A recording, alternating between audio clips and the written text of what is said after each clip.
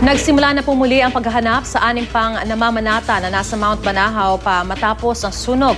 Kasabay nito, susuriin din ang rescue team ang napinsalang bahagi ng bundok. Nagbabalik si Von Aquino. Von?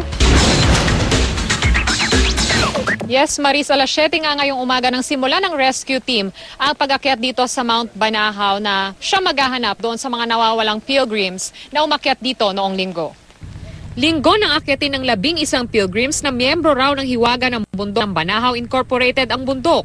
Ang 5 nakabalik alas 7 kagabi pero ang 6 na nagdesisyon daw na umakyat sa crater ng Banahaw hindi pa nakabalik.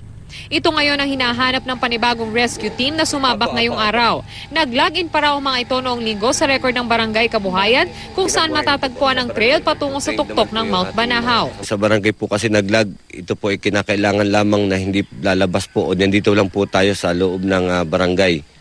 So pag lalampas ka po ng moratorium, ito po yung sinad ng PAMBI kung saan po may mga bakod sa taas na hindi po tayo pwedeng lumampas. So may nakaalat lang po lugar kung hanggang saan po pwede yung mga pilgrims. Bukod sa search and rescue operation, target din ng team na suriin ang kabuang pinsalang idinulot ng forest fire na nagsimula noong Miyerkules ng hapon. Kapag bigay po tayo ng malinaw na assessment dun sa lugar na malapitan, malagyan po ng documentation at mabigay po natin yung tama o lawak ng pinsala. Under na ano yun, sir, local government? Marisa, ngayon medyo maulan dito sa kinatatayuan natin, no? Pero ayon doon sa rescue team ay normal lamang daw ang ganitong panahon. Kaya naman tuloy-tuloy pa rin daw ang kanilang operasyon ngayong araw. At target daw nilang makabalik dito sa ibaba ng Mount Banahaw mamayang alas 6 ng gabi. Maris? Oo, Von, yun nga yung nakita ko, no, basa yung lupa. So ito bang bahagyang pag-ulan medyo nakakadagdag pa sa pagpapahirap doon sa paghahanap doon sa mga nawawala pang mga namamanata? Ayon sa rescue team, sanay naman daw sila dahil normal daw yung ganitong panahon at medyo okay naman sa kanila itong ganitong panahon at sinabi nila na talagang may kapasidad naman sila na mag-rescue kahit ganito yung panahon. Maris? Oo, so in other words, meron naman silang leads. Meron ba silang binigay na target time kung anong oras nila mahanap na itong mga namamanata? Maris, mamaya nga ay mga alas 6 daw yung kanilang target, no? Pero yan ay kung siswertihin daw sila doon sa kanilang lakad ngayon. At inaasahan nga nila na matutuntun din nila yung mga hinahanap na mga pilgrims, na, yung 6 na mga pilgrims, no, na hinahanap nila.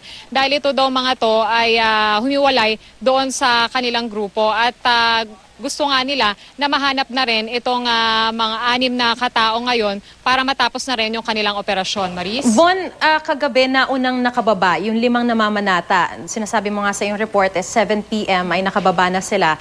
Kumusta yung isinagawang pagtatanong o yung pag-iimbestiga dito sa mga namamanatang ito? May naiwan ba talaga silang kandila na nakabukas nung bago sila umalis dun sa lugar na pinuntahan nila?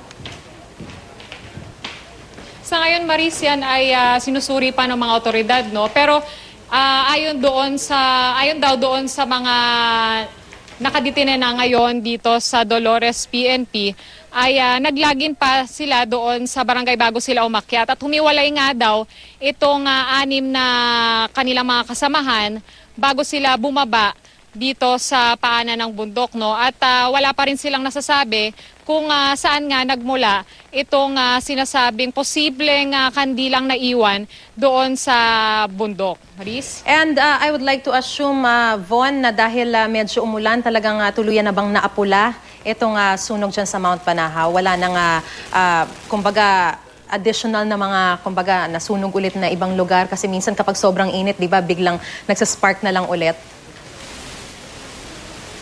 Tama ka, Maris, yan nga ay tuluyan ng naapula.